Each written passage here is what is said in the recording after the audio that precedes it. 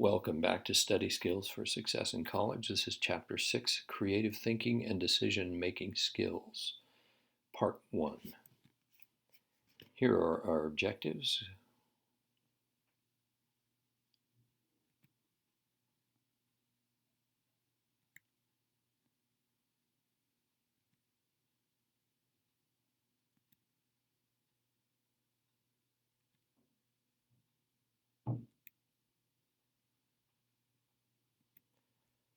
Here's the outline for today's lecture. We'll start with our introduction and then discuss the process of thinking, which involves emotional intelligence and thinking process, your environment in the thinking process, and external barriers to the creative process. Then we'll move on to step 1, which is the first step in the process of thinking, called Opportunity for Positive Change, which involves proactive and reactive thinking and reframing your problems. That said, let's get started.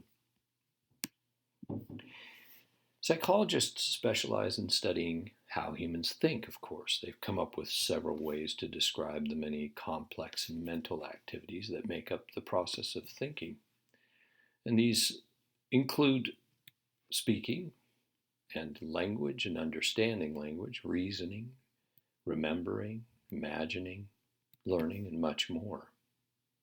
You can also break these things down into the different types of thinking, including logical, deductive, critical, creative, directed, undirected, proactive, and reactive thinking, to name a few. And while it's good to know these terms, the focus of this chapter is how to use this information to become a better thinker. As an effective thinker, you'll be able to think creatively, problem solve, and make decisions to maximize your success in any situation. The development of these skills will make you an excellent student and a valued professional. Imagine this. Your stomach starts to rumble and it's feeling pretty empty. So you think to yourself, I'm hungry. And maybe you start to think about what you'd like to eat. So you go to the pantry or the fridge and maybe you look up takeout near you, and finally you decide what you want, and either you're going to cook it or order it. Then afterwards you think to yourself, I'm still a little hungry. What should I have for dessert? It's probably safe to say we've all been there. But beneath this seemingly simple thought process lies what's known as an integrated thinking process. It's illustrated in Figure 6-1 in the text. The, quote, environment you see there in the center is the world around you, external, and your feelings and mental state, which is the internal environment. It affects each of the steps throughout the integrated thinking process. That initial stomach rumbling is an opportunity for positive change. You're hungry and you'd like to make a positive change by eating until you're full. This is the first step in the integrated thinking process. Next, you use your creative thinking skills to generate ideas. That's step 2, about what you'd like to eat. And after considering your options, you use critical thinking skills to make a decision, step 3, about what to cook or order, and implement it then, which is step 4, by either preparing the food or calling the restaurant. And after evaluating your meal, you get feedback, which is step 5, feedback from your body saying, you're still a little hungry. So you consider what you might eat for dessert. And don't let the technical jargon and terminology fool you. You've been using the integrated thinking process in your daily life without even realizing it.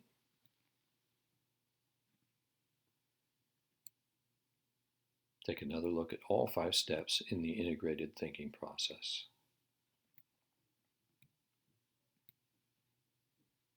In 1990, Peter Salovey and John Mayer led the research in emotional intelligence, or otherwise known as EQ.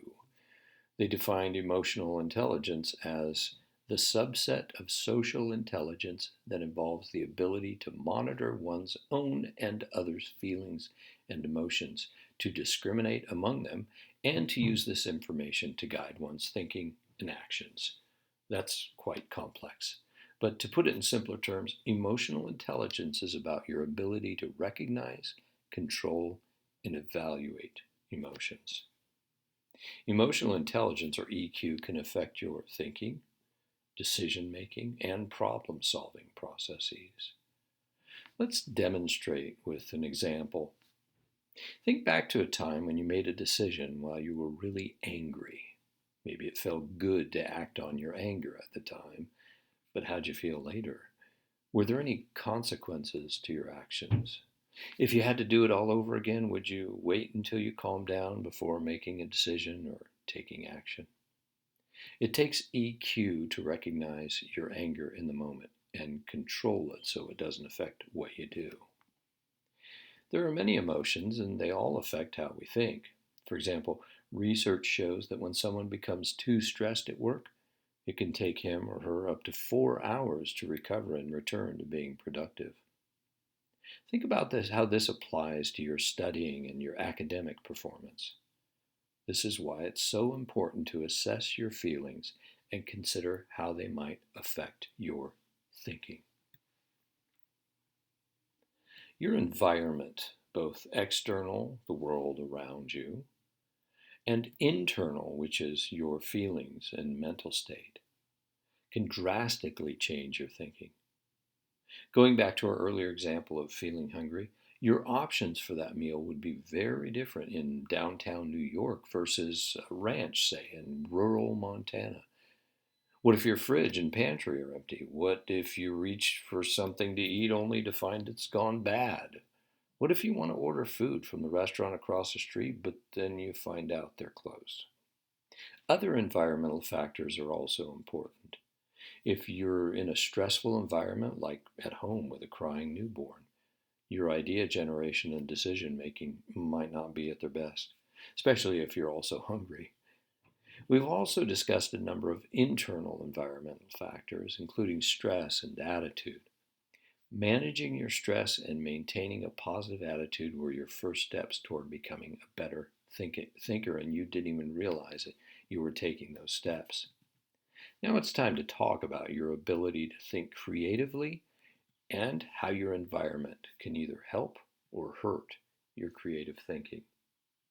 Step two is one of the more difficult steps in the integrated thinking process.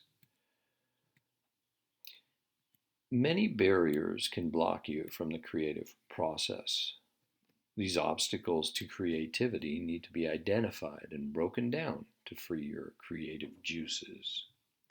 In exercise 6-1, you'll explore some of these barriers, and I would urge you strongly to make sure you take a look at exercise 6-1 and go ahead and go through that process.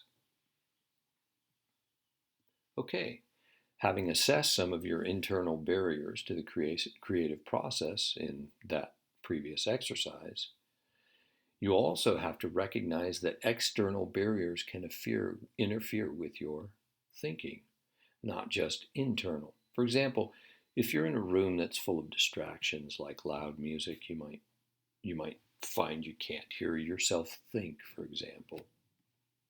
Even how the room is arranged can affect the creative thinking process. These are all external. If you're familiar with the tale of King Arthur, then you know about the knights of the round table. The table was round so that all the knights would feel equal. This meant they didn't fear voicing their ideas. No one was afraid of losing control, and it helped prevent premature criticism. This kind of open discussion also helps people overcome their resistance to change. When we discuss teams later, we'll dig deeper into group creativity and brainstorming. Then we'll revisit things like the arrangement of the room, distractions, and other environmental factors, how they can influence a discussion. Now that we've laid the groundwork, in the next 2 lectures, we'll dig in a little deeper to the 5 steps of integrated thinking. But let's first start with this one: opportunity for positive change. The other day I was driving home from a kind of bummer letdown of a trip. Hadn't gone the way I'd hoped when I'd left, and I was bummed, to be honest. For some reason, as I exited the freeway and then waited at a light to make a right turn, a powerful yet simple truth reoccurred in my mind. I can decide how I'm going to react to this. Now, that may sound very simple. Of course you can decide, you might say. But as you know, it's not always that simple. The way we think, which is always determined by our will, often dictates the outcome. Ever feel like you're struggling to stay on top of everything going on in your life? Maybe it seems like you're always putting out fires, jumping from one problem to the next, never getting ahead. If that's the case, you might be relying on reactive thinking. I know I do sometimes. You're using reactive thinking when you wait for a problem to come up and then try to fix it. By the way, I hope those of you who are Office fans appreciate the infamous rolling eyes of Stanley here. Anyway, back to reactive thinking. With that kind of thinking, obviously you are reacting to the problem. By always waiting for the problem to find you, you can find yourself dealing with a crisis where your emotions make it difficult to find the best solution. If you're always in crisis, you may find you get hit by problem after problem with no chance of getting ahead. Proactive thinking involves looking ahead, trying to predict what problems might occur. It's the difference between driving along, spacing out, and having to slam on the brakes when the car in front of you stops suddenly, which is reactive thinking, and driving along alert and prepared, ready to slow down as soon as you see those taillights, which is proactive thinking. Proactive thinking can help you prevent problems and fender benders too from occurring. By thinking ahead, you can deal with potential problems calmly. Knowing that it's best to deal with problems when you're calm is just one example of a high EQ. Now that you understand the importance of looking ahead for potential problems, let's discuss what you can do when you see one coming. Have you ever heard the saying, if all you have is a hammer, everything looks like a nail? When the only tool you have is problem solving, you can find yourself looking at every decision as a problem to be solved. Pretty quickly, it can start to seem like your life is full of problems, making it difficult to maintain a positive attitude. Instead, try reframing the situation. Maybe they aren't problems at all, but rather opportunities for positive change. By looking at each major decision or perhaps problem as an opportunity for positive change, you're already on your way to a great outcome. Let's practice reframing our problems with an example. It's important to get rid of any negativity and have a clear outcome in mind. For example, here's a problem statement that many students have either said or thought. This subject is too difficult. I'm never going to pass this course. Stated like this, the problem might seem insurmountable or impossible to overcome. Words like never can lead to a self-fulfilling prophecy of failure. By deciding the goal of passing is hopeless, you've given yourself permission not to try, and therefore resigned yourself to failure. You've guaranteed a negative outcome just in the way you frame the situation. However, this challenge can be reframed. Reframed as an opportunity for positive change. If I work hard, I can get better at this difficult subject, and in doing so, I'll not only pass the course, but also grow as a student and a person. Notice how the statement now presents an opportunity. In this case, more than one. You can get better at a subject you find difficult. You can grow as a student, and you can grow as a person. This statement then becomes a question. What can I do to get better at this difficult subject? This question will guide you as you come up with ideas concerning possible actions. Step 2, which is idea generation. This question may also lead you to look at the way things were done in the past to find a better way. But before we move on to step 2, let's come up with a few more examples together. Here's a problem. I'm too busy. There just aren't enough hours in the day. Reframed as an opportunity for positive change would be this. If I find a better way to deal with my busy schedule, I'll be less stressed and I might be able to find time to relax. Notice how the phrasing now presents the opportunity to handle a busy schedule while reducing stress and finding time to relax. When you go to the next step and ask yourself, what can I do to manage my time better? You're more likely to generate positive ideas that will result in a good outcome. Now, pause this video and go ahead and do exercise 6-2.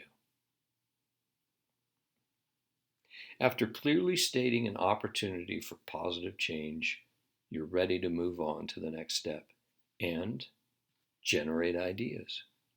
And we'll cover this topic and more in our next lecture. I hope these concepts and tips have been helpful. Let's take a look at what we've learned.